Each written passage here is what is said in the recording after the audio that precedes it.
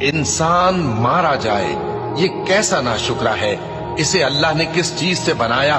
نطفے سے بنایا، پھر اس کا اندازہ مقرر کیا، پھر اس کے لیے رستہ آسان کر دیا، پھر اس کو موت دی سو اسے قبر میں پہنچایا، پھر وہ جب چاہے گا اسے اٹھا کھڑا کرے گا۔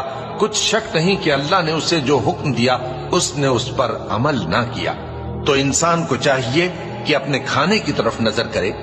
بے شک ہم ہی نے پانی برسایا، پھر ہم ہی نے زمین کو اچھی طرح پھاڑا، پھر ہم ہی نے اس میں اناج اگایا اور انگور اور ترکاری اور زیتون اور کھجوریں اور گھنے گھنے باغ اور میوے اور چارہ، یہ سب کچھ تمہارے اور تمہارے مویشیوں کے لیے بنایا۔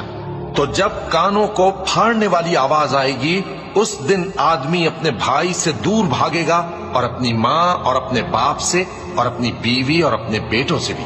ہر شخص اس روز ایک فکر میں ہوگا جو اسے سب